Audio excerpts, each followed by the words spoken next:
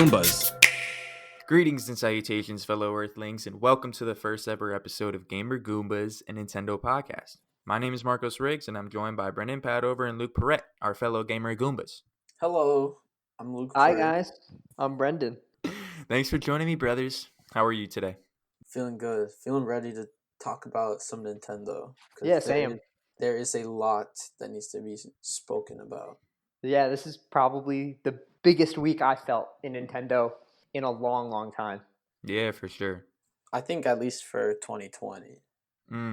We'll get into all that. We'll get into, some announcements, some leaks, some rumors. But people might be wondering, friends out there that are listening to this, the first ever episode of Gamer Goombas, they're probably wondering, what is this show? Yeah, what's it all about? Riggs, I have a question. Yeah, go ahead. What is the Gamer Goombas? Well, it's a Nintendo podcast. Thank you for asking. This is true. This show won't get political unless the news requires it. You feel me? Mm-hmm. Like, we're just talking about Nintendo here, having fun. If Miyamoto kills someone, though, Yeah. We'll report it. No, we won't. He gets a free pass. So Marcos, how did you end up getting into Nintendo in the first place anyway? Whoa, we're rushing it. That's part of the icebreaker. But before that, I want to hammer down this sentiment that everyone is welcome, all right? Everyone.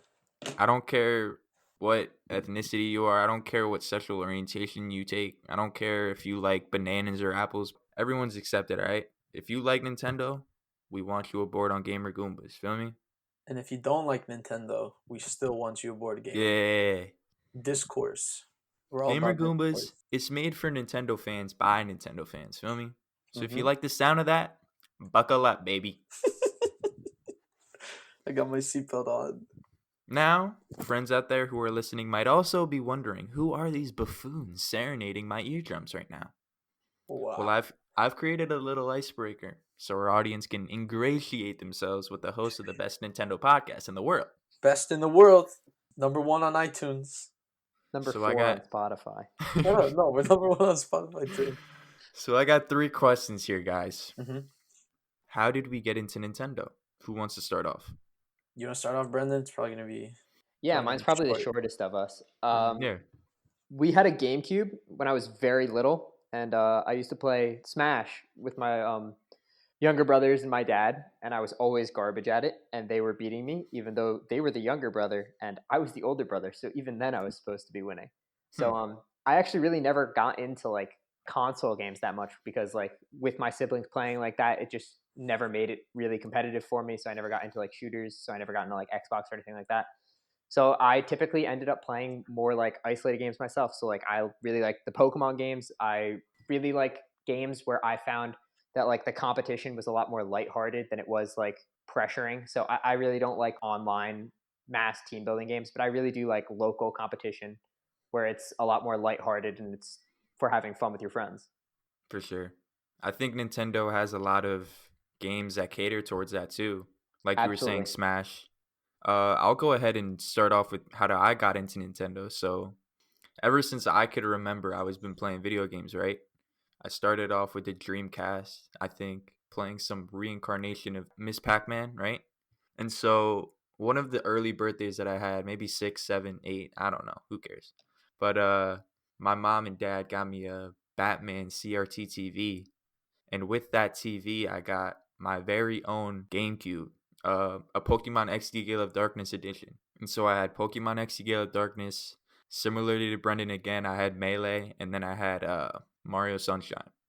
Those 3 games really just sparked a light in my head.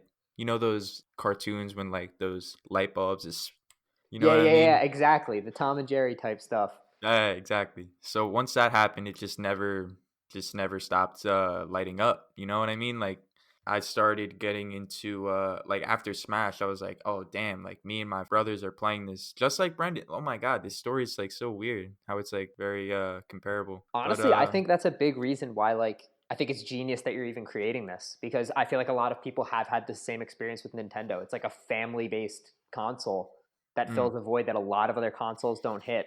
And exactly. That's why I think it's good that we're talking about it. Yeah. So we started off with a GameCube. Then one Christmas, my grandma, Shout out Grandma Shirley. She got me a Wii with all of my siblings. We started playing Smash Brawl. Then we got Galaxy 2. And then another Christmas, we got the Wii U. I haven't missed a console since. You feel me? I got the Switch now. We lit. What about you, Awesome. Luke? What about me? I think I might actually have the longest love relationship with Nintendo. So it goes way back when in the 80s. My mom actually she used to play Super Mario Bros. She was like crazy good at it, right? So she was always fond of it, never too fond of video games. And then my older sister, she got a PlayStation in like 1998 or something like that. Mm. And then I was born in 2000. And then like a year or two later, we got the Nintendo 64. And since I was like just a baby or like even toddler, I didn't know what I was doing. But I used to grow up watching my sister play these games, and she was really freaking good at Mario 64. So that was like the first game I ever like grew up like really playing by myself was Mario 64 and Mario Kart for the 64. And then about the time I was like 4, 5, 6 ish, we got the GameCube, which was like my primary console, and that's where I like took off and became a gamer. I had Mario Kart, I had I love Double Dash. I had Sunshine, I had Mm-hmm. Melee, and when I was in Houston at the time, and we used to live next to this place called Hollywood Video, which was like a Blockbuster, and I would just go with my dad and like rent games. I played Mario Strikers, I had Mario Party 5, and then I owned 6 and 7. So good, and I just played so many games on the GameCube, and then that's like where it really like picked up for me. And then now I had the Wii, I had the DS. Missed out on the Wii U, much to my misfortune. But now I have the Switch and I'm back and I'm like more Nintendo ingrained than ever.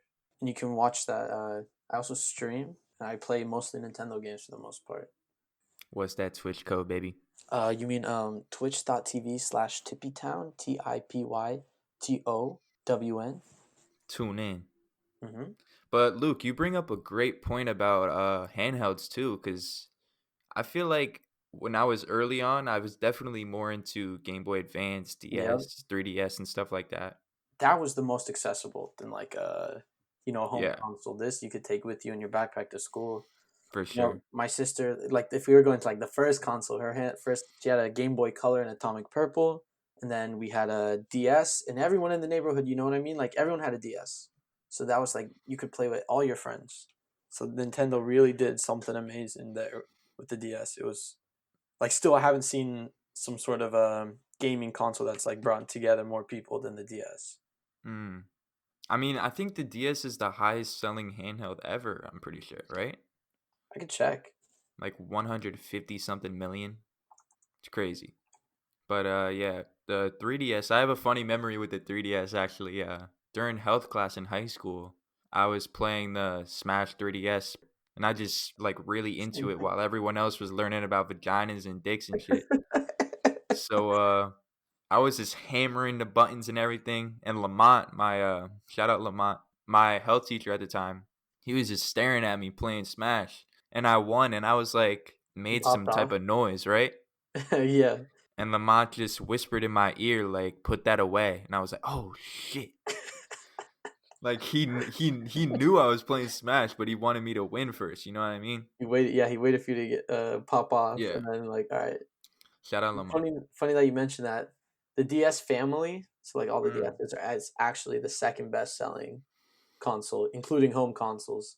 It's 154 million, and the PlayStation Fuck. 2 is around 155 million. So it's the number one best selling handheld console of all time. It's second best just console of all time. Yeah, that's crazy. So going into number 2, who wants to start with their favorite Nintendo console? This could be handheld too. Brendan, we haven't heard from you in a minute. Start us off. This is a tough one. For sure. Honestly, I'm gonna get a lot of hate for this, but I want to say the Wii U. Wow. I know. Explain. Okay, so the classic Wii obviously has the best games of all time. It was revolutionary. It was, Whoa. okay. The Wii? The classic Wii. Oh my god! There's a lot of hot takes. Just from Yeah. Wii Sports Resort. That's all you need to know.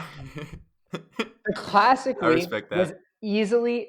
I think every family in America had one. And I think everyone in our generation can remember the feeling of waking up early to be the first one to get to the Wii. For sure. I think that's a universal feeling. And I think that the decision to make a change so drastic as to the Wii U in order to pave the way for the Switch was such an incredible jump that, like, I don't see any other, like, companies doing something like this. Yes, we can all talk about how amazing the Switch is with, like, its revolutionary technology, but the Wii U was the first product they ever made that, like, paved the way to this. They drastically changed the user experience so much from the last console that it did draw a lot of hate, but it did pave the way for this, like, new era of gaming, which you don't see Microsoft or PlayStation doing anything like. You bring up a good ass argument. That's a very hot take. I mean, the Wii U needed to exist for the Switch to exist, right? Without question. Without question. And so we know how well the Switch is doing now, and we know how poorly the Wii U did back then. But to see all these Switch ports, I mean, from the Wii U ports coming to Switch, right? Pikmin 3 Deluxe is coming out in October, right? Super Mario 3D World is coming out next year.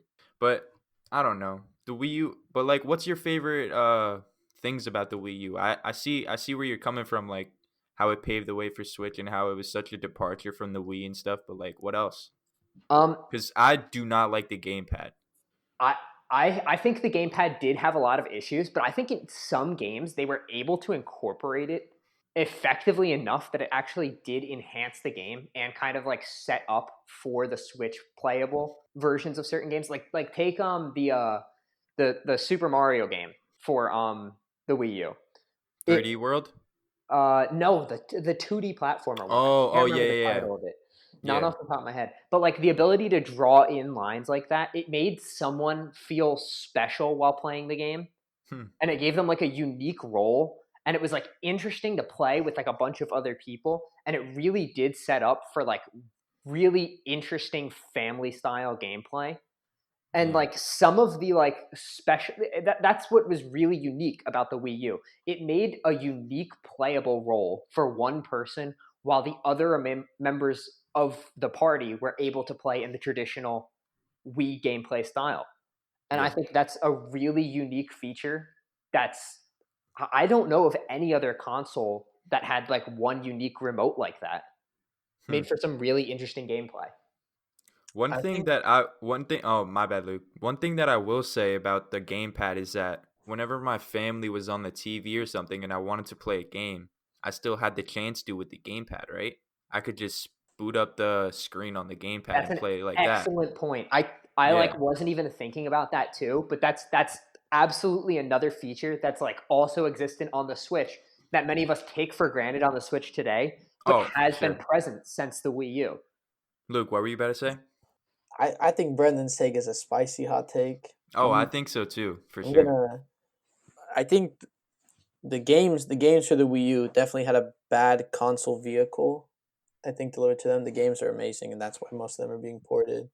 Yeah. But the Wii U itself, while it did a lot of good things different, and then the marketing sort of failed it also didn't do enough. Like, it looked just like a Wii. Because remember, the first one that came out was the white Wii U. It looked just like the Wii.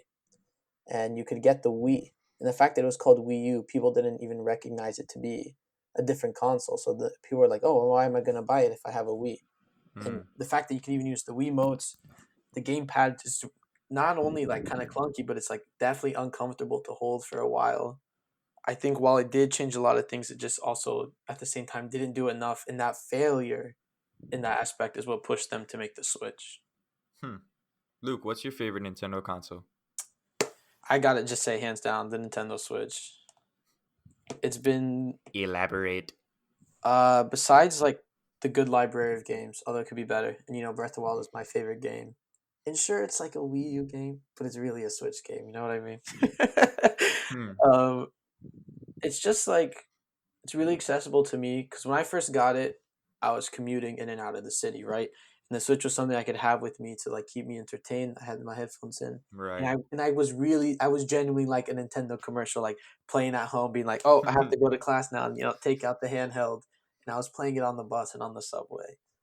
And the Switch is just like a really good sort of. It's to me, it's more like an entertainment device than like just purely a gaming console. It has that same effect of like an iPad, or like the fact that you can take it with you anywhere.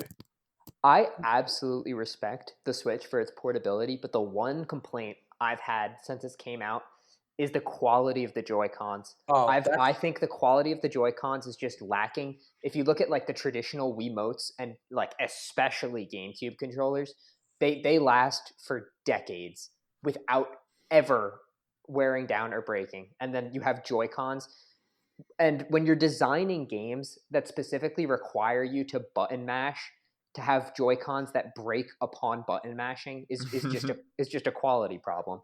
yeah. I don't think that's a hot take though. Everyone and their mom who has a Switch, everyone's aware of how the Joy-Con drift, the awful Joy-Con drift.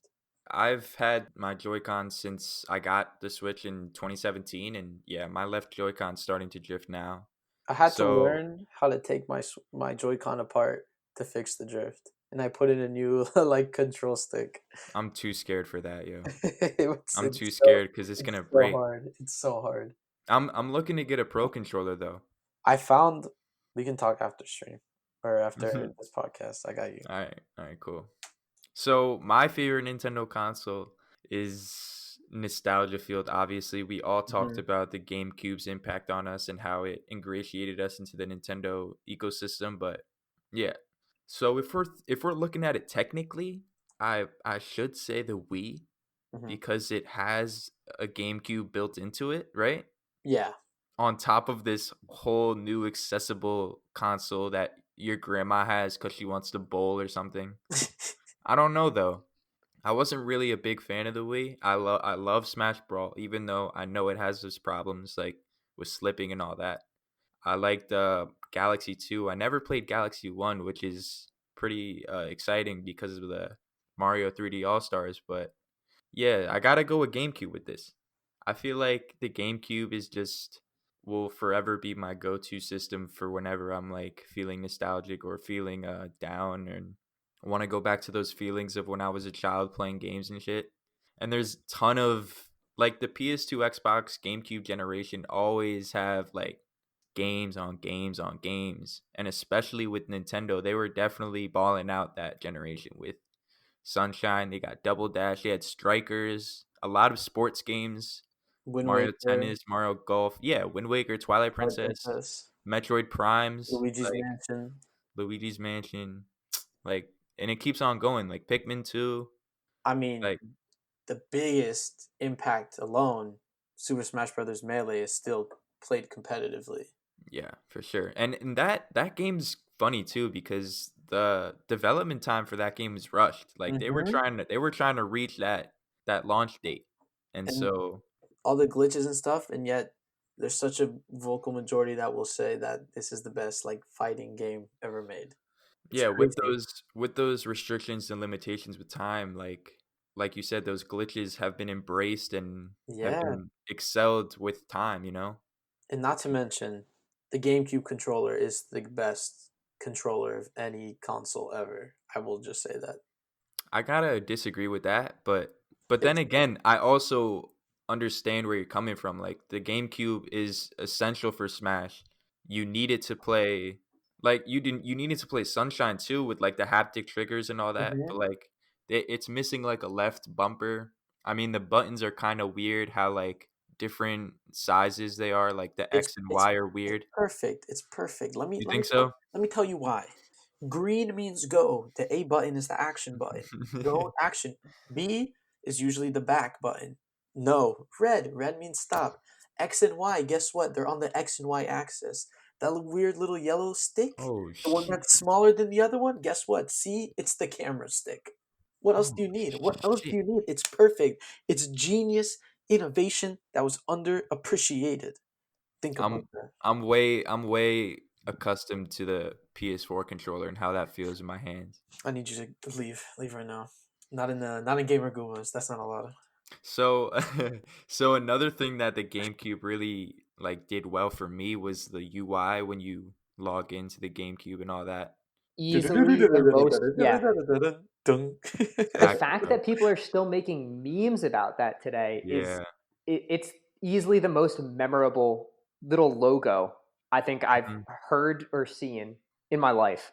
I will always, even if I have dementia, if you start Oh playing my that sound, god. I'll start grabbing for the controller. Jesus. And like, bro, it's a fucking GameCube. It's a cube that has game like it has like a lunchbox type of, I don't even know how to say it. The little Like, handle. yeah, the little handle, It like, is very cool. It is. Even though gimmicky, they nah, look I loved Nintendo. it. Nintendo is very passionate about it. Yeah. So what's everyone's favorite Nintendo franchise? Brendan, how about you start? Um, I used to be really into Pokemon as a kid, and I still try to keep up with it, but I haven't as much. I've honestly been trying to get into Breath of the Wild, so Link's plotline a lot more, the Link Yeah. and Zelda universe. But I The think, Link and Zelda universe. Dog, you mean the Legend of Zelda franchise? okay, Welcome to yes, understand but this guy. back off, all right? But yeah, so I think Pokemon will always hold a special spot in my heart, and I think Smash, like classical Smash, is just always going to be there, just because of like how much fun it is to play with friends and family.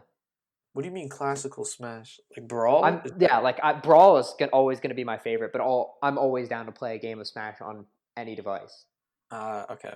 For sure. All right, Marcos. You tell us what your favorite franchise is.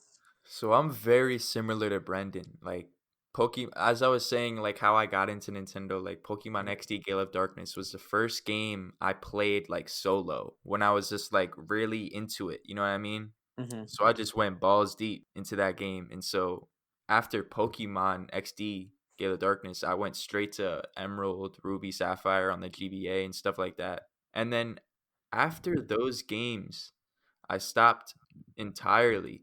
And then I went back to play Y on the 3DS. I was just like really stupid kid growing up. So I wasn't really like in tune with gaming at all. And I didn't know that there was black and white, like Heart Gold and Soul Silver. So I was just getting shit that I saw on like the advertisements and stuff. And so Pokemon was definitely my favorite franchise ever. Like, didn't even matter about games or movies or whatever. It was just my favorite shit. But I didn't know that there was other stuff beyond Emerald until I got Y, right? And so once I got Y, I liked it a little bit, but I wasn't. That love didn't spark for me as it did with like XD or like Emerald. You know what I mean? And so I fell off of that, and I just realized now that like I don't think Pokemon is evolving or growing up with how I am. You know what I mean? I feel like it's constantly continuing that pattern of like formulaic gameplay. And I feel like, I don't know, I just can't keep up with it. But yeah, for my favorite franchise, I'd have to also go with Smash. Like me, my brother, and my sister, like we would all group up and play Brawl. Like Brendan was saying, we'd play Melee before that. I never played Smash 64, which is definitely a blind spot in my gaming. Ooh, Yeah. that game is so fun. But Smash 4 for Wii U and 3DS, like that was my favorite title in the franchise until Ultimate came out. But yeah, I gotta go with Smash. What about you, Luke? Well, I've had this weird history with Nintendo. Growing up, I was a Mario kid, right? So that meant I played 60 Mario 64 on the 64. I played Sunshine, I played Strikers, I played Mario Party. And then I go to the Wii, and I think I had Brawl, and I sort of stopped phasing out with Nintendo. And then blah blah blah years later happen. I get a Switch because I want to play Breath of the Wild. And I'm like, holy fuck. This is the greatest game I've ever played in my life. I Facts. have I have over 500 hours on just one save, and I've done like 8 different run throughs of the game, right? And then I started going back, and I was like, I can't believe I missed out on The Legend of Zelda my whole life. And I went back, and I've gone back to play every single game there's been so far, and I'm like about halfway through all of them, and I can like hands down, without a doubt, saying for me that The Legend of Zelda is the best franchise in gaming. So that's like, there's no debate for me. Sure, I played Brawl, Subspace Emissary is like an iconic, cultural reset of my childhood. But I've like where I'm at now, it's The Legend of Zelda, no doubt. They just have so many timeless games. And sure, there are some Zelda games, but you might not like. But those games are still like amazing games. There's just like no competition there.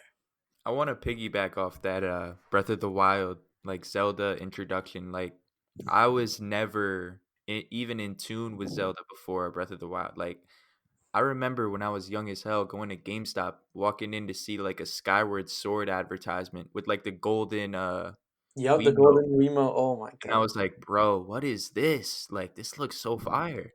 But it was like $80 and I was broke as shit at the time, right? I was a little kid. Yeah. And so I was like, damn, I don't know about that. I see Mario with like a galaxy behind it. Let me get that. But I didn't get Galaxy 1. I got Galaxy 2 because I'm a dumbass. And so after that, I started growing up. I started getting into gaming way more. I started looking at these YouTube videos and I was like, oh, Legend of Zelda, what's this? And so the Switch came out, right? And Breath of the Wild, I saw the 2014 trailer that was hmm start of it all. And so like, I don't know, I was just really looking forward to the title. So once it came out, and I had a yeah. similar thing too. Like even when I never had a Zelda game growing up, but like playing Smash, I was like, yo, this Link guy is cool as fuck, right? So Oh I yeah, facts. in Melee I always played Link. In Brawl I always played Link. Didn't touch a Zelda game. Then Skyward Sword came out, and in 2011 when it came out, I watched an entire Let's Play of Skyward Sword. I was like, wow, this game is really cool, and it had all these like third party and outsider interactions with The Legend of Zelda. But it wasn't until I got my Switch that I actually played a Zelda game, and then it's just like immediate, like it confirmed all those like little like fantasies I had as a kid when I was playing Smash. Like, oh, I'm like playing as Link, like Zelda game. It was just like how those memories felt. Yeah, and similarly to you, like I got into Breath of the Wild, right? Loved it. Think it's one of the best games of all time, and for obvious reasons. But I didn't really jump back to the ones that I missed, like all the ones that I missed. I'm still looking forward to diving into Wind Waker. I mean, I tried it on Wii U, but I didn't like go balls deep into it. I feel like it's not more so your fault, but the gamepad does make it hard to like game for a while. Yeah, right. It has a bad battery. Like I'm waiting for that Skyward Sword Oh my god. release on Switch. I want that to happen so bad. It's just a rumor. It's just a rumor. Don't get the hopes up yet. I did try, however, Ocarina of Time on 3DS, Oh, that's the best way to play Ocarina of Time. and so I got through that a little bit, but I got stuck on this one dungeon, and I just quit after that. But I really took fondness to that game, and same with Majora's Mask. I really want to dive into that too. But Oh my yeah, god. that's definitely a blind spot in my gaming too. I think my blind spot now. I missed a good era of Mario too. Now I'm like the worst Mario player on the planet. I can't platform for my life. And there's proof too. I'm awful. But like Galaxy 1 and 2, 3D Yep. World, you hear all these good games. Even the first Mario Maker. I have Mario Maker 2 now. But the first Mario Maker, that was a big deal for Mario. That Oh was yeah, for sure. That blew up. Mhm. That was one of the Wii U's like necessities. Like you needed that game if you Oh had the yeah. Wii U. Mhm. For sure. All right. So next segment, we're gonna be talking about what we've been playing recently. Anybody Ooh. want to start? Brendan, take it away. We haven't heard from you in a minute. We missed you. Sorry, I'm just listening. There's so much going on. Yeah, right. Um, I don't know. Recently, I've been playing Breath of the Wild on Master Mode. That was a good time. I played that over the Word. summer. It was a great time going through it again because the first time you go through it on like the regular difficulty, like the puzzles are by far the most challenging part of it. Like it's the combat's a joke. You can just fly through most of it, with the exception of a few occasional bosses. But the puzzles like drained me. But now going back through it with the puzzles at the same difficulty and the combat at a new level, it was like playing an entirely different game. Now that I knew all the puzzles answers, it was just difficult even just getting to the puzzles. It was you had to be so much more intelligent with how you fought. Everything had to be done almost flawlessly, otherwise you just couldn't pick off a large group of enemies. It made it a lot more fun of a gameplay. Other than that, I've been thinking about playing Sword and Shield a bit more recently, but I actually Ooh. haven't gotten into it again.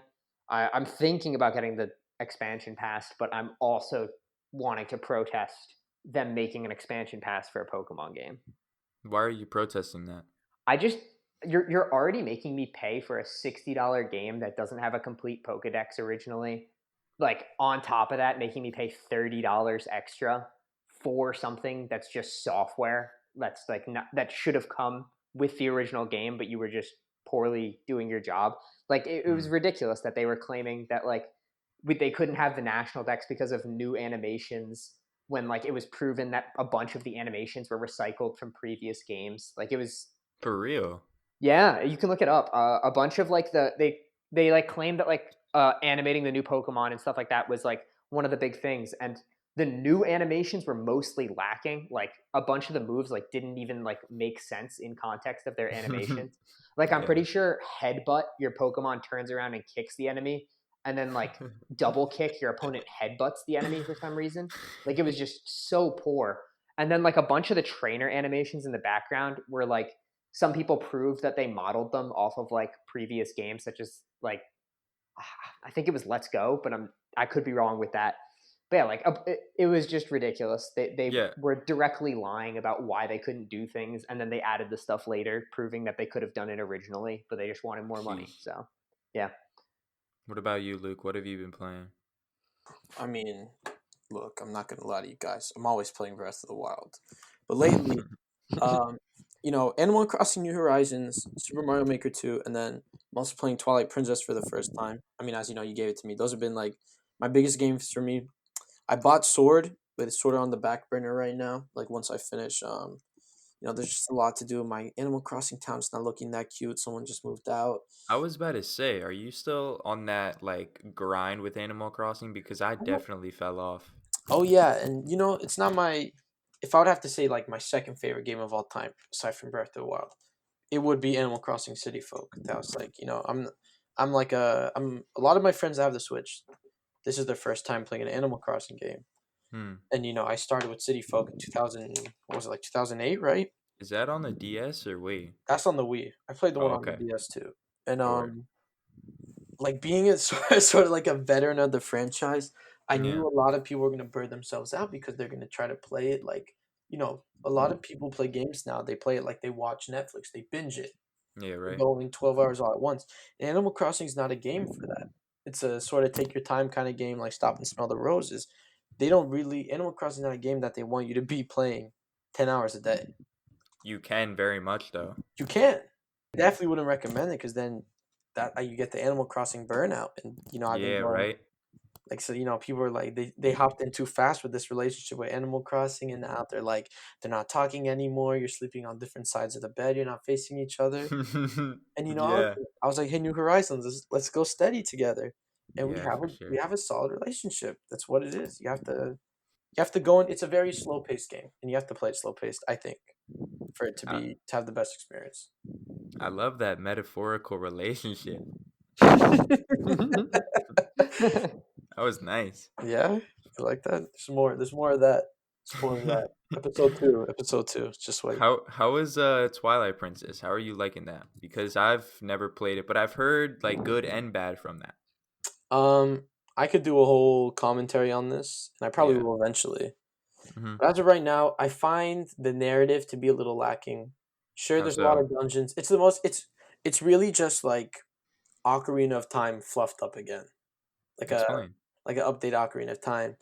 The art style's supposed to be like quote unquote realistic, but like there's like this weird golden chicken thing with like green titties in the game. It's just like awful. Let me tell you, the art style is awful. I've been streaming it lately, and we had just finished Wind Waker, right? We're diving into Twilight Princess, and it's like Yeah. no one wants to watch it because it's not aesthetically pleasing. It doesn't like pull you in. It's very dark and gloomy, not as colorful. Different strokes for different folks, Yeah, right? yeah, and I'm not saying it's a bad game. I like it. It's just I wouldn't say it's my top Zelda game. So you have problems with the aesthetics and the art style, but what else with it? The narrative is a little Oh yeah, it's a little weak in my taste, but that's like being pedantic, of course. That's like that's really like a different structure for different folks. Like I could be like, subjective type. yeah, I could be like, oh, this is bad writing, and I'll tell you why. But if we're talking like mechanics, there's a lot of dungeons in this game, and it's fun. But dungeons are easy. and the dungeon items feel useless outside of the dungeon they're in. So it's like, why are you going to give me like 100 different items if I can only use, like, if I'm only going to use the hook shot, the bow and arrow, and the bombs for throughout the whole game. Well, it seems like stuffed with content that isn't really ultimately adding to the entire game. Right. But by no means is it a bad game. Like you said before, every Zelda game's good. Yeah, exactly. I think every Zelda game is a step above any other game. I feel like what's interesting with that, though, is that's like exactly the opposite of how you feel in Breath of the Wild, because that game is such like a progression-based game where like every step you take makes you feel like you're stronger and better equipped to take on the next big thing. Well, and that's like such a satisfying aspect of that game.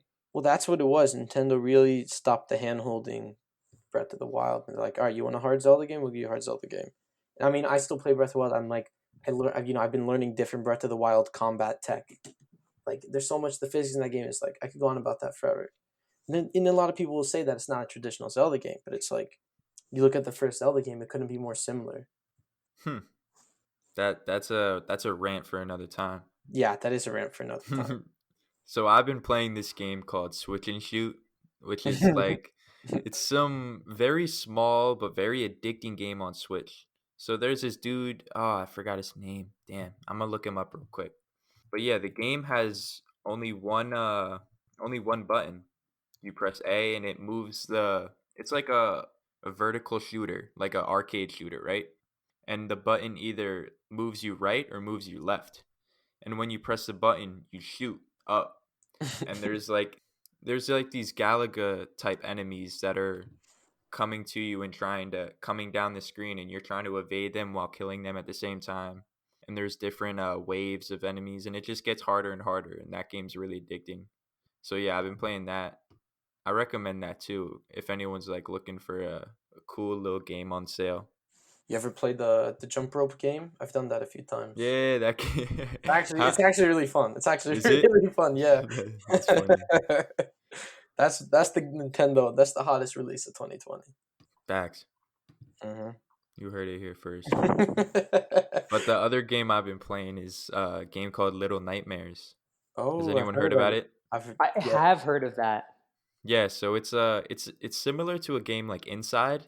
It's a 2D side scroller. It's like a puzzle platformer, but the special thing about this game is that it's fucking scary. And it's like, it's really scary to the point where I had to stop. Like I'm halfway. Oh my god. But you're this little dude with like a yellow like rain jacket on, right? Yeah. You're trying to figure out what the fuck's going on. You're like a prisoner type with these other little people, right? And so there's really big like claymation type figures that with like long arms and really short legs, and like this is fat dude, and they're like the people who are trying to, not trying to, but keep these people captive, and you're trying to escape. And so I'm in the middle of that, but I've been too scared. I don't know what's wrong with me, but like when it comes to scary games, I'm a scaredy cat. Oh my God. I can't do it. Me too. I tried playing Outlast on my stream. Holy there's a clip of me screaming because I got jump scared. Oh nice. God, scary games do something to me. That's scary games make me religious. I start praying. I'm like crying. This is so much. I feel like the difference between a scary movie and a scary game is because games are so engaging, and you're in control, right? It's so easy to get immersed, and and you have to be immersed to sort of beat these games, because a lot of scary games require high attention or like a high level of input. Right. So if you're not putting in that input, you're not playing the game. So and once you're putting in that input, you're that's it. They scare you. They'll get you. Yeah, right. That's the only way you can do it. It's a pretty good like formula, actually. Right. I feel like scary games also can have much different pacing than scary movies, which makes it much more interesting. Yeah, for sure. They can spike and drop in scariness much quicker and for longer periods of time than movies can, just because like it's a significantly longer experience and you're invested and choosing your way to go. It's just such an interesting process. You're playing the game. You don't have to the director for a movie, they have to take time to show you they give you exposition, to show you, like, set the atmosphere, set the scene, get those establishing shots. In a game, you're just playing. There's no need for, like, they don't have to fluff it up, so you can just get to point A to point B. Right. Which is like point B is where they jump scare you much quicker. Yeah, I'm a bitch. That's the takeaway from what we've been playing. Yeah, that's the moral of the story. Don't play Outlast on the Switch. You'll cry. So next segment, we're gonna be talking about the news, the noteworthy news that happened the past week. There's much to say. Yeah. So going into number 1, we got Warhawk director Dylan Joby joins Retro Studios as director of development. So this is coming from Nintendo Everything. That's where I usually get the articles of, the news of the week. So earlier this year, Warhawk director Dylan Job joined Metroid Prime 4 developer Retro Studios. He's on board as director of development, and Job has over 25 years of development experience in the gaming industry. Aside from Warhawk, he previously contributed to Doom, Twisted Metal Black, and Call of Duty Modern Warfare Remastered. As for his new role at Retro, Video Game Chronicle points out that Job, quote, is responsible for Metroid Prime 4's schedule, scope, and product quality, end quote. He's additionally expected to, quote, handle performance evaluations of development team members and act as the liaison between departments to meet production goals, end quote. What do you guys feel about this? This is a big, big deal. Yeah, right? For Metroid Prime 4. When was the last time there was a Metroid Prime game on main console? Metroid Other M, right? That was on Wii. Yeah, that was the last time it was on, like, a home console. And then you had, wasn't it Metroid Prime Federation Force? But that was 3DS, and so was Metroid Samus Returns. That was a whole flop. Yeah. Samus Returns, not so much, but Federation Force that was bad. What I think is really interesting about hiring Dylan Job is I'm on his list of games right now, and he's like on PlayStation All-Stars Battle Royale, Call of Duty Modern Warfare, War of the Monsters. He's Doom, Warhawk, Starhawk, all major multiplayer games. It doesn't look like he has a single. Yeah, it doesn't look like he has a single one in his lineup that's single player. So this looks very promising as a multiplayer experience, which is pretty rare for like Nintendo outside of like certain major franchises such as like Smash and like I guess Pokemon with like the World Trade Center, but like with the World Trade organization. But yeah, like this would this be the first Metroid ever that's multiplayer? Okay, so that hasn't been established yet. You just made up another Nintendo rumor. You're gonna Hey, I'm just saying. I'm looking at this guy. He seems like a multiplayer. He hasn't worked on anything that's non-multiplayer. Why would you hire a man that's? I kind of see the angle you're coming from, Brendan. Where like you're seeing like what this guy has done and what he could bring to Metroid. But I think the lens you got to look at it in is, all right, Nintendo's bringing this guy on. He even has a bigger role to fill than like a multiplayer Metroid. That's like the least of Metroid's problems. Because they haven't had a good Metroid game in so long. Multiplayer won't mean shit to Nintendo fans. They're like, okay, that'll be cool, right? But they need something. Metroid, it's almost like Zelda has become Nintendo's only, one of the few like serious sort of games. Like, Mario's very lighthearted. Metroid used to be the heavy, dark game. And then they really, I don't want to say, I guess they really did just drop the ball. And so this guy coming on, he's got big shoes to fill, not of someone before, but of like, he's got to resurrect this franchise from the ground up. I don't think it's so much about a multiplayer aspect, but bringing, you hate to say like a dead franchise, but like a dying franchise, he has to bring that back. That's a really big deal. I mean, that is a very good point. Like, while these other games like Modern Warfare and Doom, like, were very like are known for being multiplayer games, I also can see how like he would do effective in a very serious combat based game. Yeah, not necessarily multiplayer, but because there's some Samuses that are like very shootery, or like not Samus, Metroid games. Yeah, he's got big shoes to fill, but he also has a big responsibility at Retro Studios, right? Yeah. So this article is pointing out like what he has to do at Retro, and Retro is a really critically acclaimed studio. They've done Metroid Prime, they've done Donkey Kong Countries, and so they have a lot of work underneath their belt. And so Job is, like they said, responsible for Metroid Prime 4's schedule, scope, and product quality. That's pretty much That's wow. that's like he either nails it or he doesn't. And so that's a lot of weight on his shoulders, and I hope to see if he I mean, I'm hoping that he does a good job, and I hope that Metroid Prime 4 continues to develop in a good circumstance, but I don't know when we're getting that game. What when do you think we're going to see Metroid Prime 4? 2022 the earliest. And that would be like a tease of some sort, you think? Yeah. I'm with you there. Yeah. I don't see anything being pushed through in times like this. Not at an accelerated pace, especially when they're just dropping such preliminary announcements now. Right.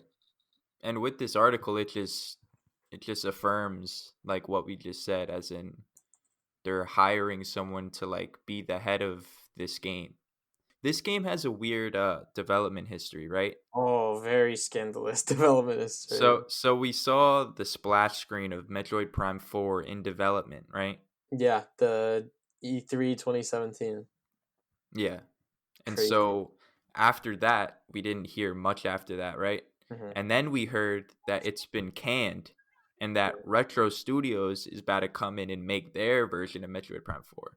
Yep.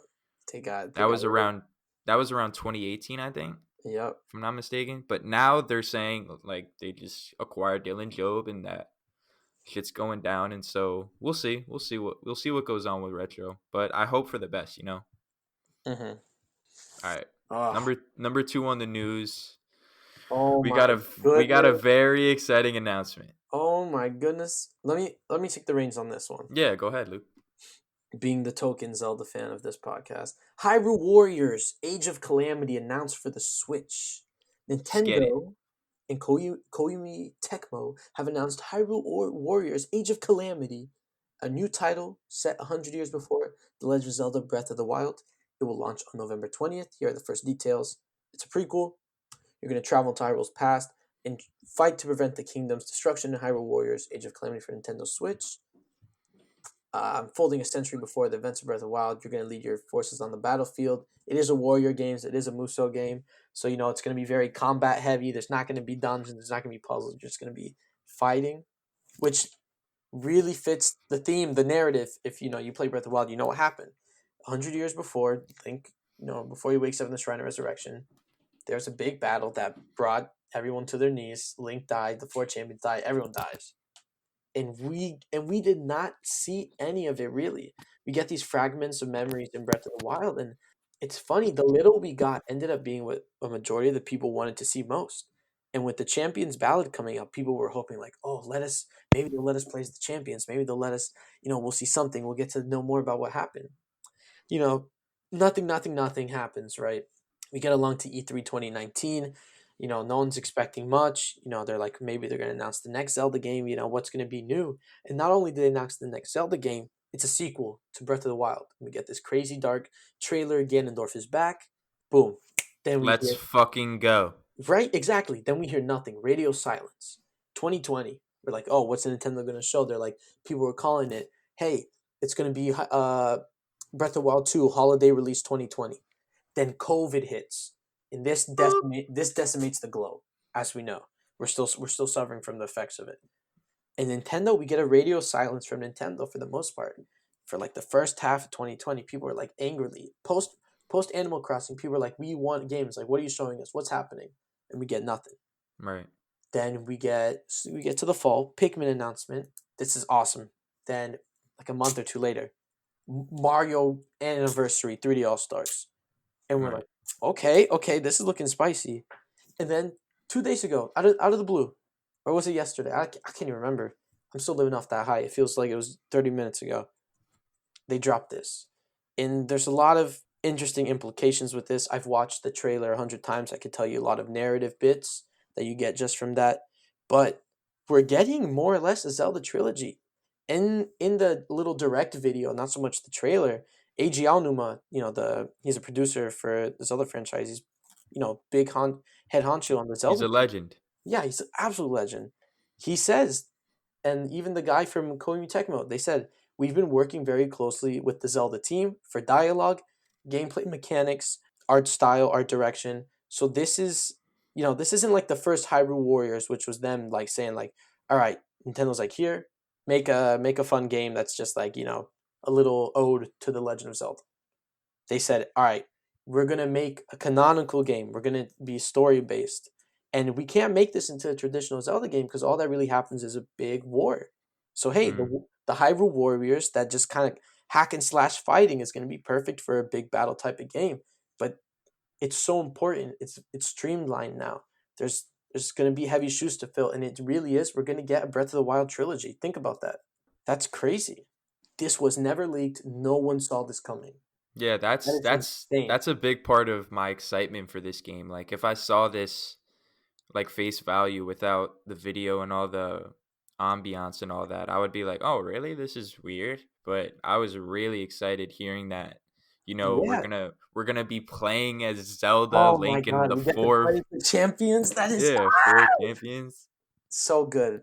And the lack of storytelling in Breath of the Wild is just like the memories and all that, but this is basically like patching that problem up. You know what I mean? Yeah, this is not even patching the problem. This is, look, we know extension of that. We know we couldn't give you what you wanted. It's hard to see the past when you're playing in the present Breath of the Wild, right? So we're gonna let you play in the past. This is a story about the past.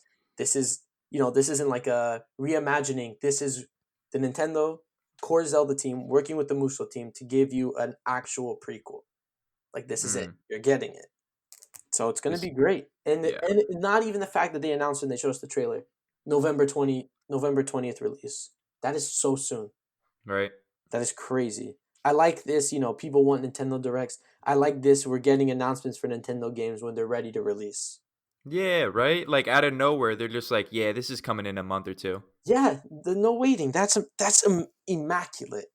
Especially for how 2020 has been. This has been such a nice little saving grace. For sure. And another thing that I wanted to comment on is that how you said Koei Tecmo and, IG and Numa and all them, they said they're working hand in hand. I see a lot of asset sharing between Koei Tecmo and Breath of the Wild's original vision. Yeah, if they didn't tell me this was Hyrule Warriors, I'd be like, yo, is that Breath of the Wild? Am I playing as Daruk right now? It is. You know what I mean? It is so key that they kept it in the art style, because they couldn't have told the Breath of the Wild story if it wasn't in the Breath of the Wild art style. It's just that simple. If it didn't look like Breath of the Wild, they would not have been able to tell the story. I'm excited. How are you feeling about it, Brendan? Hey everybody, it's me, Marcos. It's 1:34 a.m. currently. I'm editing the podcast, and once I asked Brendan about how he felt about the Age of Calamity announcement, his mic went AWOL on him. We had some technical difficulties. Please bear with us. This is our first, episode with Gamer Goombas, so I hope you can understand. I wanted to edit some stuff out, but I wanted to keep some in, and we got some funny outtakes for you, so yeah. Thanks, guys. Love you. Bye-bye. Boop, boop. So what was he saying? He's excited, right? I didn't hear it, bro. He's like, this is the best. He's like, this is the best Breath of the Wild I've ever seen. He can hear us too. He just can't talk, so we can abuse Brendan. Fuck. We can use this time. I hate that kid. Hey.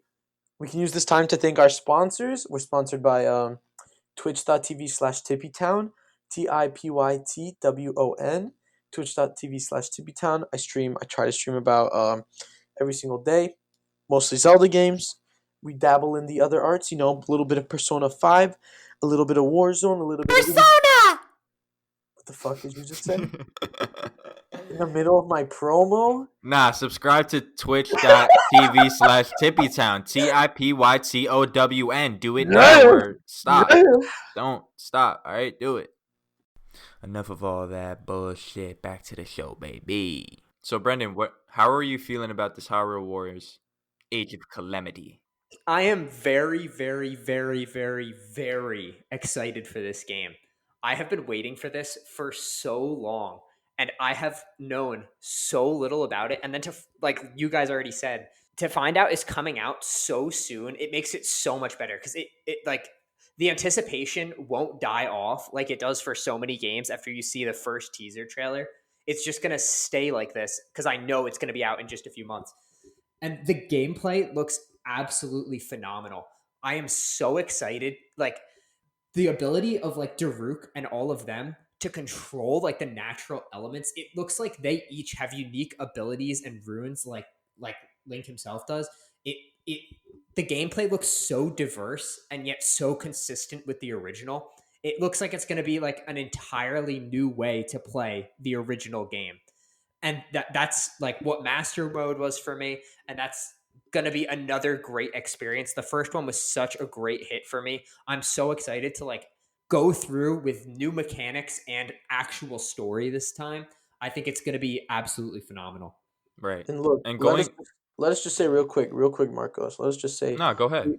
we are not you know, I being the biggest Zelda fan I'm not ignorant to criticism, and it is a Muso game, it is a Warriors game.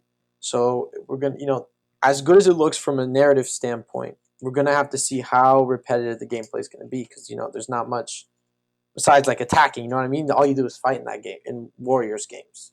So that's a little, I don't want to say something I'm weary of, but something I can understand and take as a criticism for this is going to be how well are they going to find the balance between too repetitive and innovative gameplay while it's still a Hyrule Warriors game, still Moose game, while still keeping that same feel.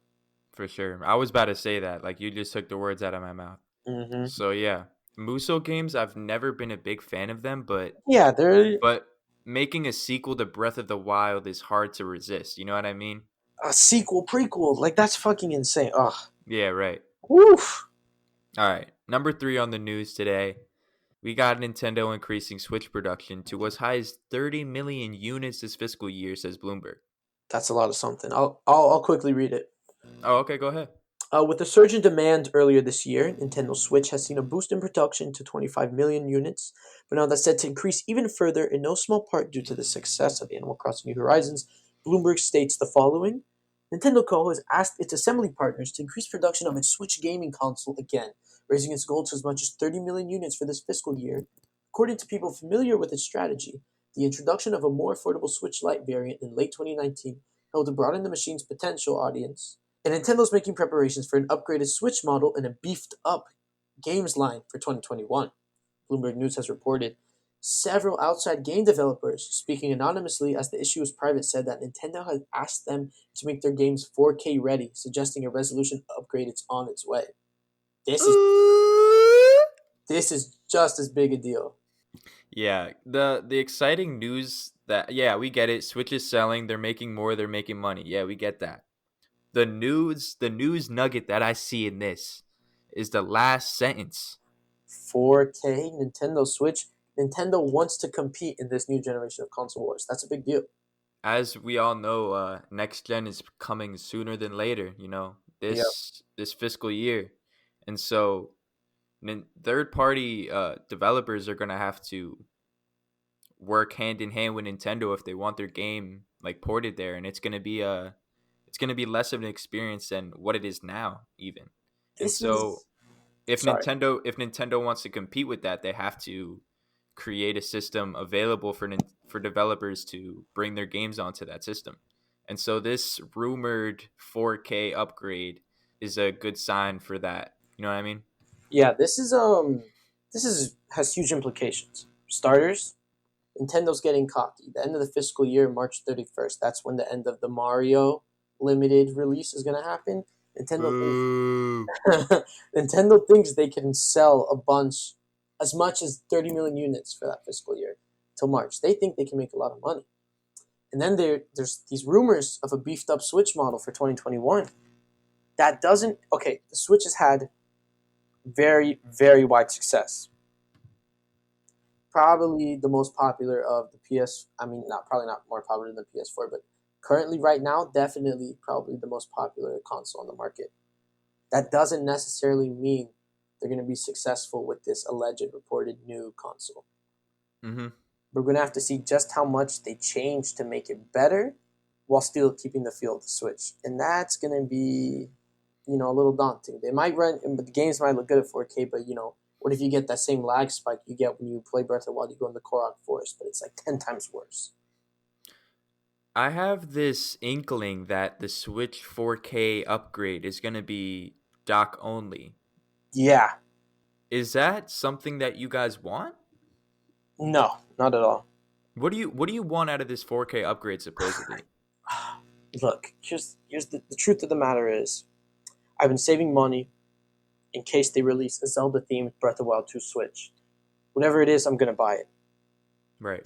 But I would love to still keep it to Switch. I really loved the union of handheld and console. Let's bridge that gap. Because everyone wanted a Pokemon game on a mainline console for a long time. Mm. And like, sure, we get it with Sword and Shield. It's not that great, but the potential is still there. So it's like, don't rip away that potential from us yet before we even got the promise, Right. Brendan, how are you feeling about this? I honestly think the big issue with it is going to be price. If they can get it to work, I think it'll be fantastic. If they're investing in 4K, they're probably going to be investing in a lot more processing power in these new Switches, which is really good considering lag and a bunch of other major issues would probably be addressed by this, which is what I'm hoping they would be doing, because you can't invest in 4K on a current Switch. It would not be able to operate it. It would literally just break down. Yeah. So I think if they're doing that, it's a very promising sign that like many games such as like online Smash would be much more playable, and that a lot of other games would run a lot more smoothly, which is what my hope would be if the new Switches come with such improvements in like the actual hardware itself in addition to the 4K. I think it's going to be much worth the investment. But if they're just improving it so that it's 4K on the dock and going to be charging me an extra $200, I really don't know if I think it's worth that, because like a lot of the games are animated. So like, while yes, having like the clean lines and edges makes like the experience a lot better, I don't think it's worth the money in the long run. Mm. Now, we had this discussion about whether the Switch 4K edition or the upgraded Switch is like dock only, strictly docked. How do you feel about that? I think it has to be strictly docked. I don't think Hmm. that like even if they could get 4K on a screen that small, I really Yeah. don't see like the need in that, because most people wouldn't even be able to notice the difference if you're playing on a standard Yeah. screen size, unless they're drastically upgrading the size of the screen to that of like the Wii U, which would That make it would be clunkier. yeah. I don't, and I think that's exactly what they're trying to oppose with the Switch. They're going for a sleek design that can fit in your pocket and is portable. So if you're taking that away, you're kind of defeating the Switch itself. So I Right. really don't see it being on anything besides the actual dock, which is what I'm saying. If it comes with that, I that's what I'm saying. I don't think it's worth the extra money just to play it while docked like that. But if it comes with those major improvements in hardware that would allow it to work better, then yeah, absolutely. Breath of the Wild in 4K would make me need a new pair of pants. That's all I'll say. That's all I'll say. Wow. Well, we'll see. Time will come, and the Oh, Switch will I? 4K will come. Me too. Luke will come.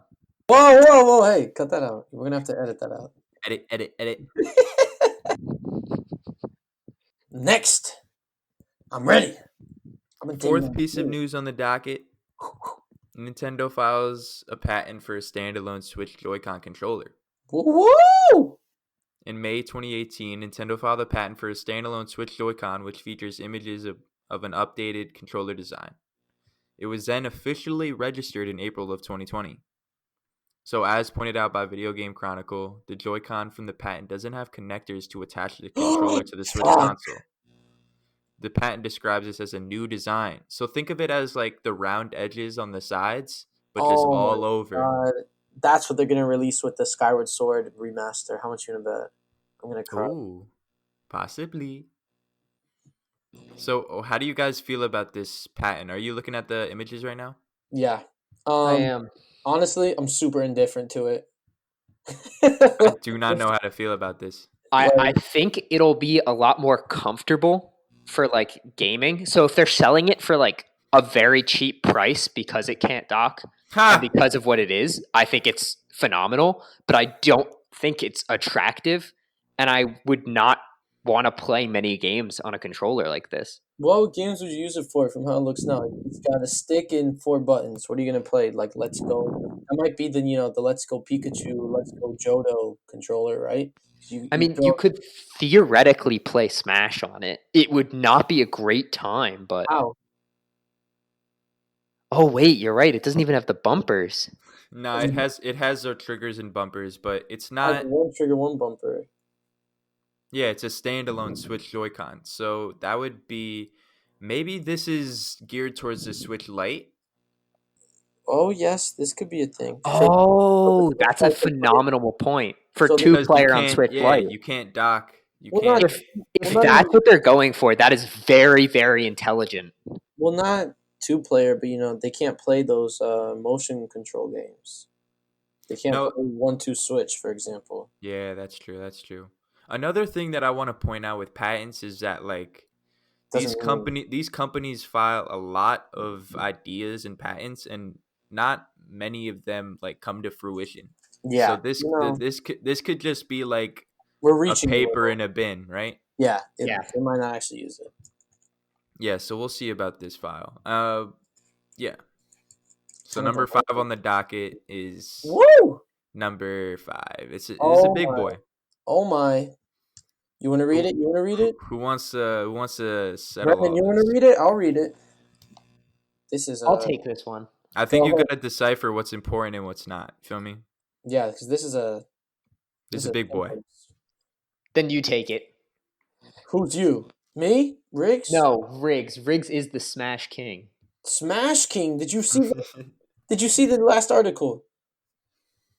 Oh, Super Mario Bros. I misread. Luke, it's you then. Yo, Luke, go get it. All right, so let me break it down because look, if you listen to this, you're gonna know about this. Super Yeah. Mario Bros. 35th anniversary direct recap announcement.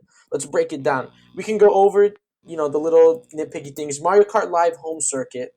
You get an augmented reality Mario Kart experience. Very cool. Very cool. The Game and Watch Super Mario Bros. Very cool. Very cool gimmicky. You can play Mario Bros, Super Mario Bros, Lost Levels, and the classic Game and Watch games. But it is Mario's 35th anniversary, not Mario Super Mario. So of course we're gonna get a little something. If you have Nintendo Switch Online, Mario 2D All Stars.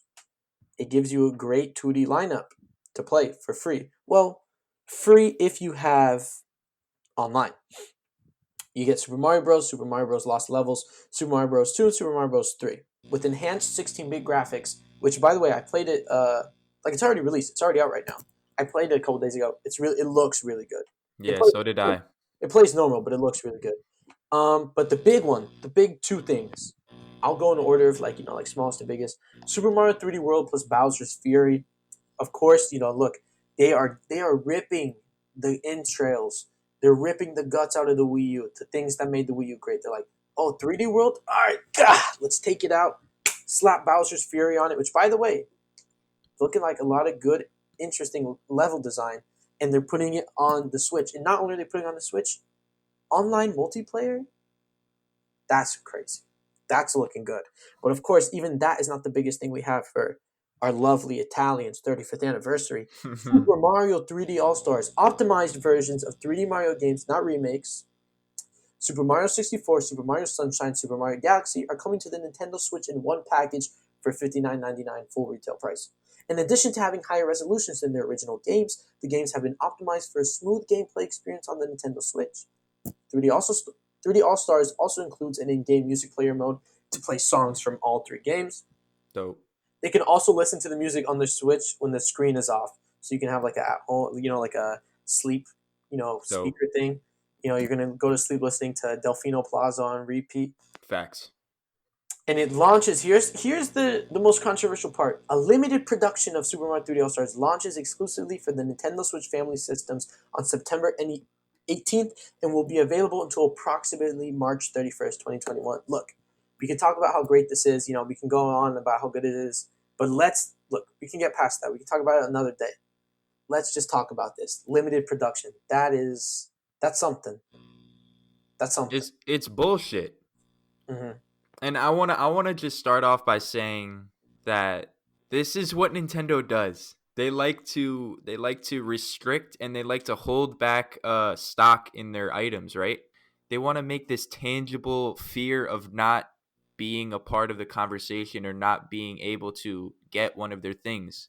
So they like to They make FOMO, fear of missing out. That's what it is.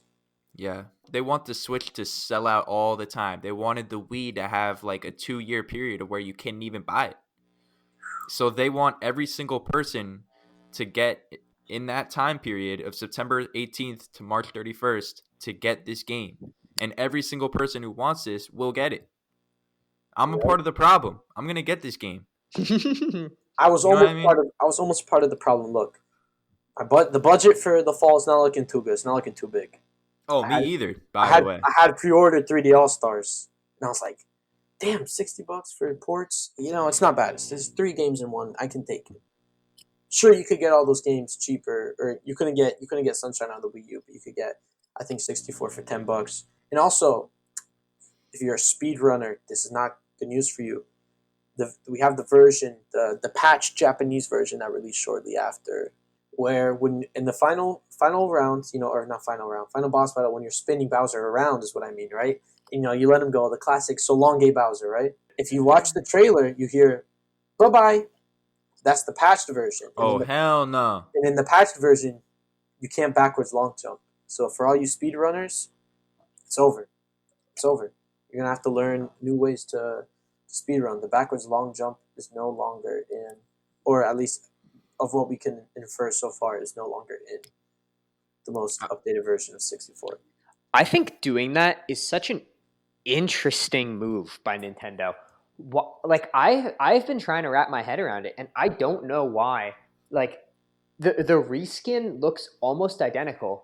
So like you're basically just trying to make it accessible to a newer generation. But why would you take out like this part of the game that makes it like so groundbreaking? Like the mechanics of the game were so insane that you could speed run like that, and I think that's what like brought the appeal to the game originally. Like while like not everyone could abuse the mechanics like this, a lot of people like knew it was a thing, and that really drew attention to it. And I think it's interesting that like they're intentionally obliterating these mechanics now.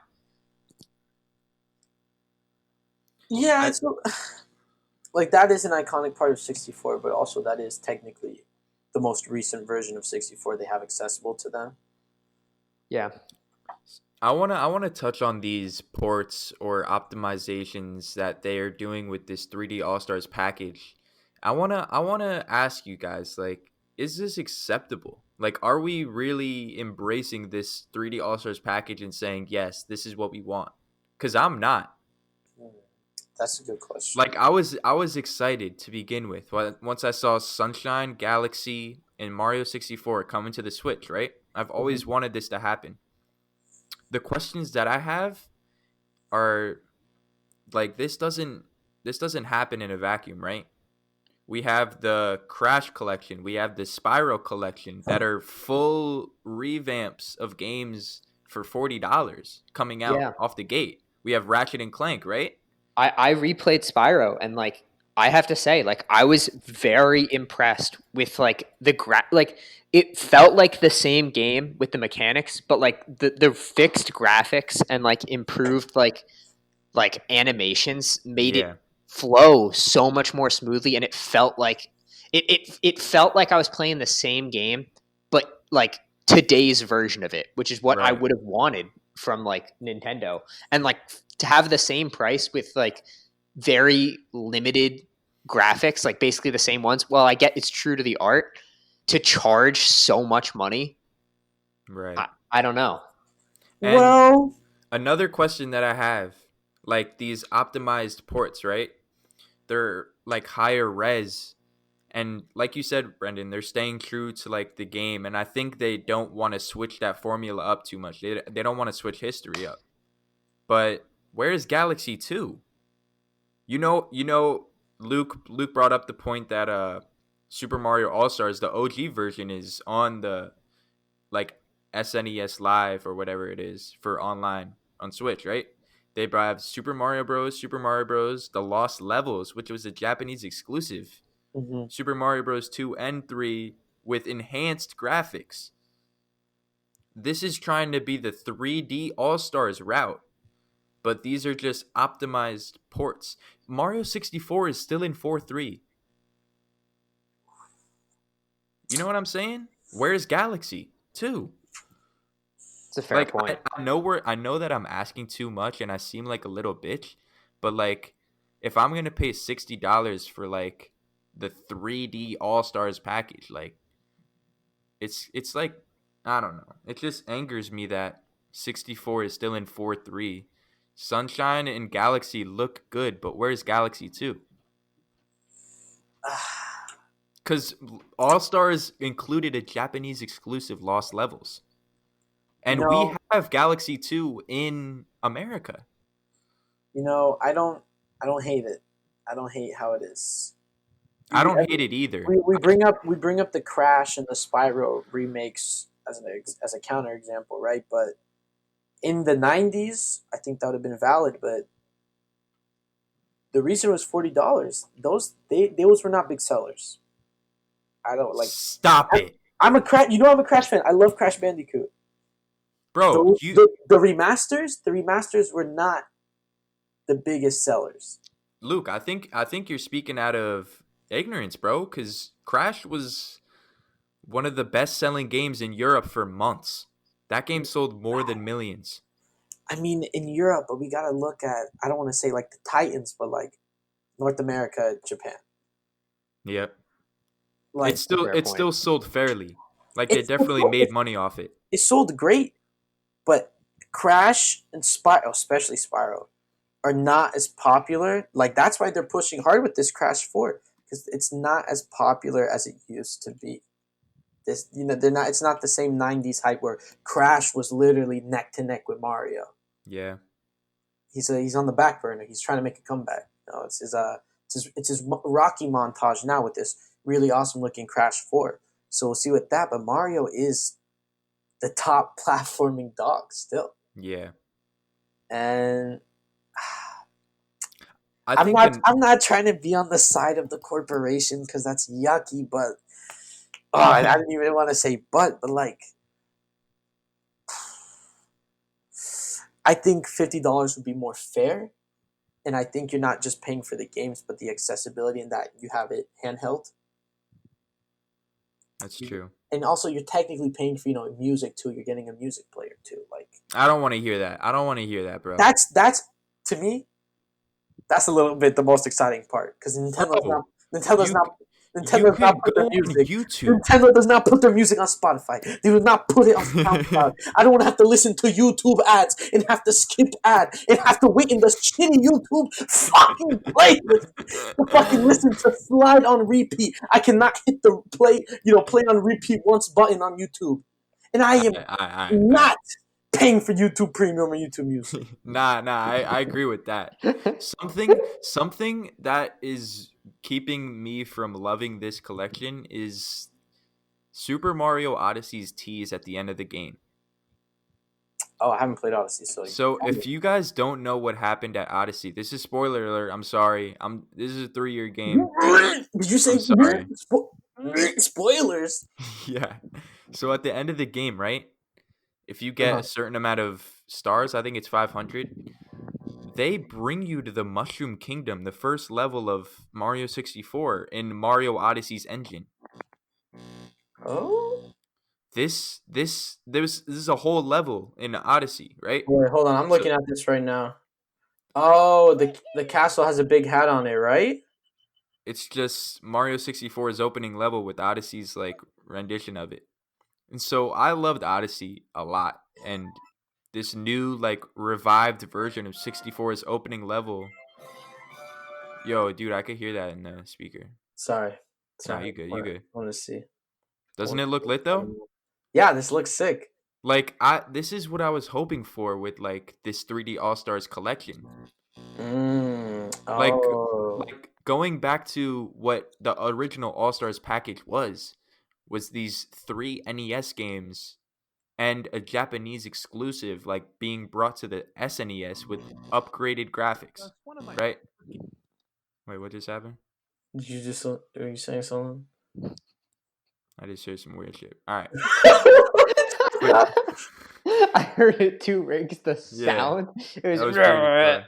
That was weird as hell. That's really funny. Yo, there's a ghost in this podcast. I don't know. I'm gonna get the games, and I feel like Nintendo got me. You know, they could have done it whatever, and I feel like they're doing the bare minimum. That's the problem I have with it. I feel like they're doing the bare minimum, and they know that Nintendo fans will cop whatever they get. I mean, also we didn't talk about because there's a certain way to play these old games that will make it look better than what we'll get in the remake that we can't not necessarily put on the internet. No, we can't. We can't dox it. Nah, we can't dox it. We can't talk about redacted. PC or Riggs, you can bleep this out. All right, you better bleep this out. I'm gonna bleep it. Emulators. That's like 64 emulated, amazing, looks great.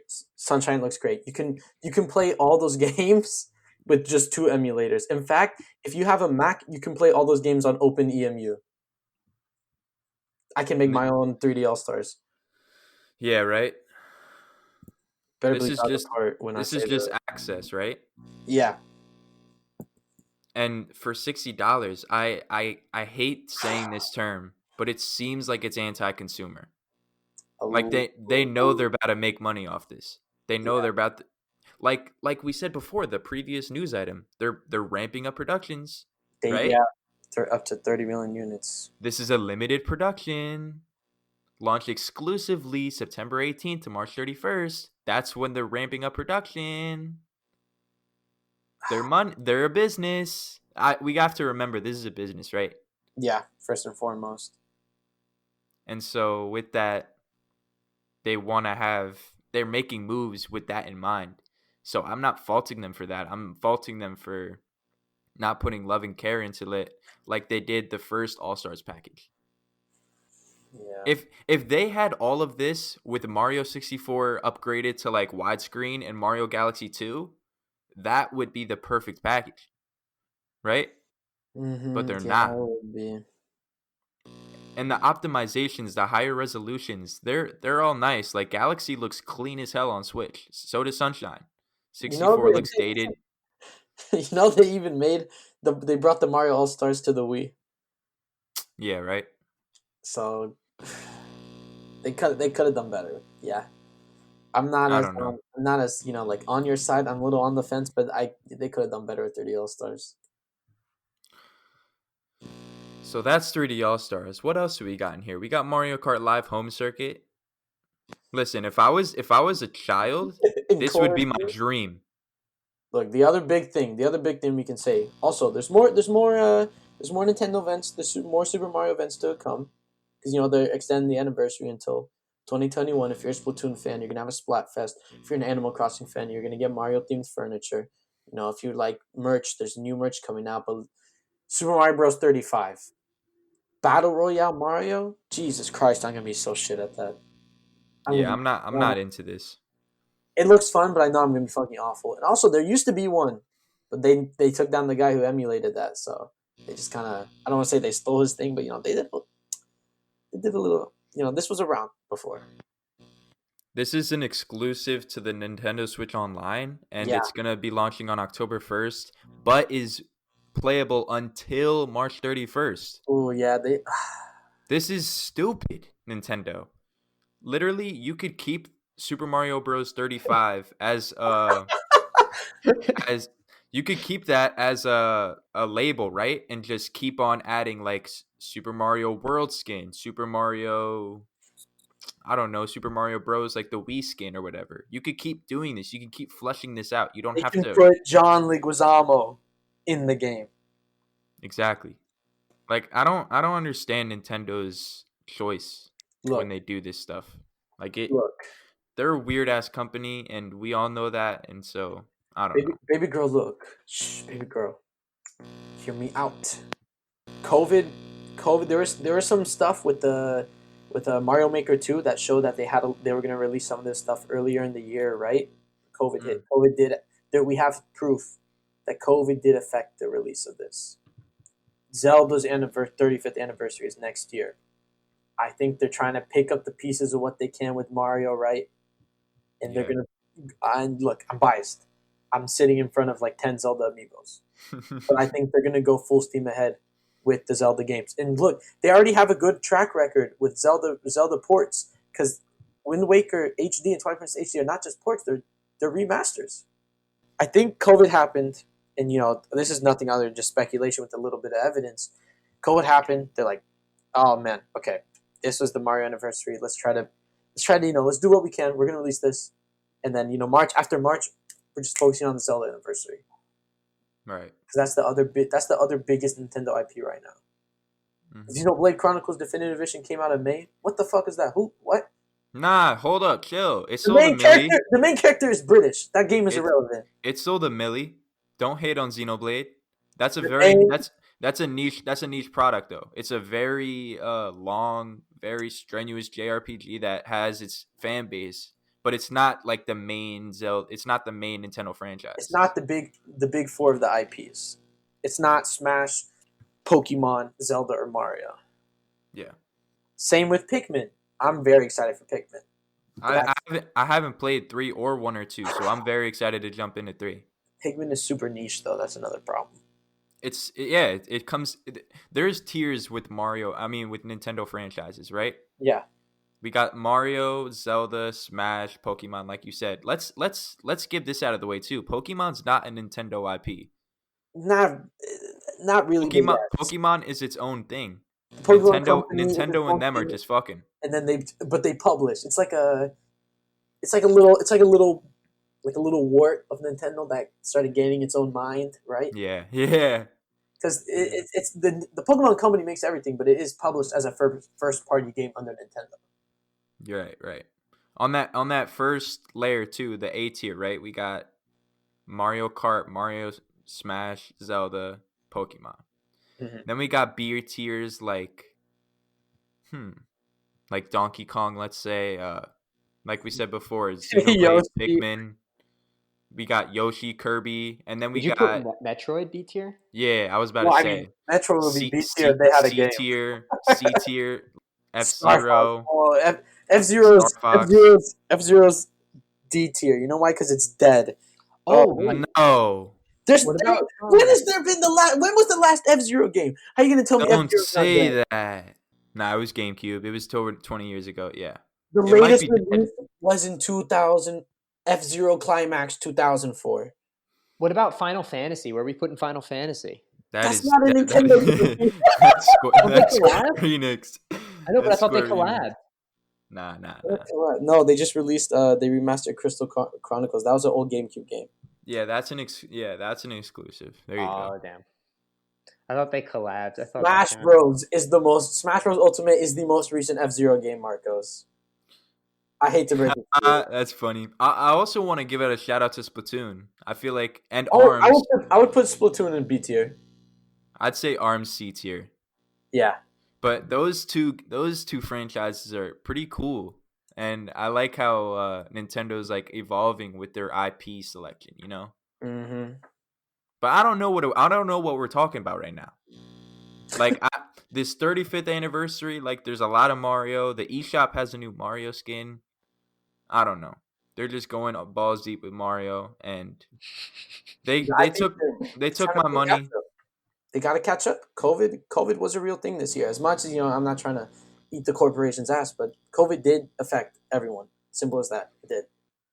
So they're trying to play catch up, and they're like, next year's Zelda's anniversary. And look, I think this is a little weird to say. I think Zelda might be doing better than Mario right now, and by that I just literally mean Breath of the Wild alone. The fact that they made a prequel, I think, speaks to that a little bit. That they're like, Nintendo's like, all right, what's our next cash cow? Breath of the Wild, Game of the Year 2017. It's still in debatable. Amazon. It won Game of the Year 2017. Debatable. It won Game of the Year. You can't debate that. It won Game of the Year in 2017. I don't want to seem like a dark horse right here. Odyssey lost. I don't want to seem like a dark horse, but I would pick Odyssey. I hate this. I hate this, Doesn't bro. matter what you would pick. Breath of the Wild won, and in 2020, it's still on Amazon's top best selling games, top 10 best selling game.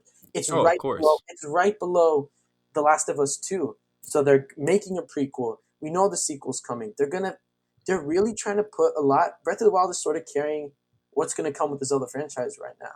Yeah. And so I think Nintendo wants to make a lot of money out of that. So next year's after March, after the Mario anniversary ends, it's gonna be an overwhelming amount of Zelda. So is that your mindset? Like, is after this March 31st deadline where everything just stops for Mario, you think they're just kicking it into high gear with Zelda? Oh yeah, because they could have made more money on a Mario anniversary this year, but they couldn't because of COVID. No, So that's a good point. they're like, bitch, we need money. That's a good point. I just don't understand the logic of stopping, like, being able to buy the game digitally. I think it's gonna release separately for $40 each afterwards. $40 each? That's what I think. Oh, you Wait, didn't what get do you mean? Like you Super didn't, Mario Sunshine? yeah. Like, oh, you didn't get the limited bundle after March 31st. You can get Super Mario 64 re-optimized $40. You can get Sunshine separately $40. Galaxy separately $40. Yo, if they do that, I'm about to throw my Switch at the wall. I'll catch it. Bro, 40 beans? I mean, we'll see. 40 garbanzos. That's the news for this week, for this episode of Gamer Goombas. So our next segment is a thing that I would like to introduce as eShop Drop. Sorry. So every month we will reflect on the releases that came out, and we'll each pick a game that we recommend for anybody out there listening. So we're recording September 9th right now. So when October comes around, we're going to look back at September and each pick a game and give it our Gamer Goomba stamp of approval. Feel me? I'm about a Goomba on this game. Just keep an eye out. Keep your ears open. Facts. Clean your ears too. Don't use a cotton swab. Just spit in it. How do you spit in your... All right, next. I'm not entertaining this. So, how do you feel about 2020's lineup for Nintendo and what Stats. Topic of the show, baby. How do we feel about the rest of what Nintendo has to offer 2020? And look, we don't have to go on a spiel. We more or less spoken to others. Yeah, for real. So we can just keep it concise. What's left for Nintendo's 2020? We got Mario 3D All-Stars coming. We already discussed that. Mario, Pikmin, Hyrule Warriors seems to be what's yet to come in terms of big games. Is that enough for you guys? To excite yourselves? Yes. Oh, yes. I'm looking forward to every single one of those. Let me look back at the big releases. Animal Crossing in March. Huge release. Phenomenal release. That really pushed their sales this year. Yeah, I feel like they carried. Tom Nook's back hurts. Isabel's back hurts from carrying that. Yeah, right? The first half of 2020 at least. Xenoblade Chronicles Definitive Edition. Sold well. Did well. I will admit that. I'll never admit it again. Fuck you. What? Wait, hey. I'll edit. And then we have... Paper Mario. Oh, yeah. Origami King. I wanted that game. I didn't get it. I wanted it. It looked good. Yeah, me too. We had the Sword and Shield DLC. You know, Brendan, might not be what you wanted, but it was still scam. It was still a fairly big thing. And now we're going into the second half. Pikmin, Mario, Zelda. Let's get it. That's a pretty good year. I'd agree. It's not as great as 2017, but I don't feel like nothing's gonna live up to that year. Yeah, you can't. Not every year can be a 2017. Every single month had a banger. Feel me? Yeah. And this year, definitely Animal Crossing was a huge hit for many reasons. People were locked in their houses. Animal Crossing is an escape for that, to make your own happiness, right? That's right. To have friends, like to hang out with them and socialize. Oh, let me interrupt you for it. Let me give mention too. Clubhouse 51 games. Yeah. That was a good release. I wanted to cop that too. Mm-hmm. That looked good.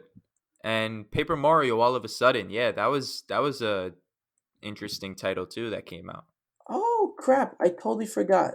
What happened? Didn't Mystery Dungeon Rescue Team for the Switch release this year too? Or was that 2019? I swear that was earlier this year. All right. Also, we have. Hey. We still waiting for the Smash Ultimate 2 Fighters Pass, and we have Bravely Default 2 coming out. 2020 has been a good year for games. After this week, 2020 has been a good year for Nintendo games. Look. I'm looking.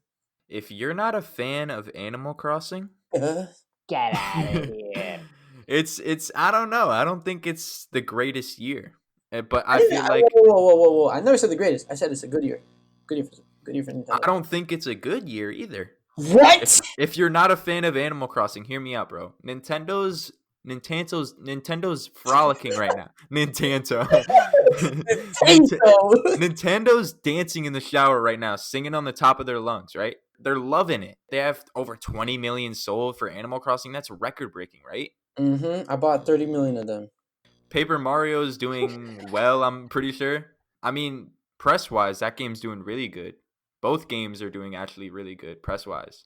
But other than that, it's been there's a dearth. I can't not say that there's a dearth. This fall is picking it up though. Dude, we're getting a Kingdom Hearts rhythm game. 2020 has been a good year. I don't want to start with that. All right, guys. That was Gamer Goombas episode 1. If you want to be read on the show with your comments, questions, concerns, thoughts, and ideas, email or DM the show at gamergoombas@gmail.com or gamergoombas@IG. Also, you can find me on Twitter at TippyTown, TIPYTW. Oh, I forgot the TOWN, TippyTown. You heard it. If you just have something you want to say on the show, we will say it. We will read that on the show, and we will talk about that on the show. Just email or DM at gamergoombas@gmail.com or gamergoombas on IG or TippyTown, TIPYTOWN on Twitter. Follow Luke's stream.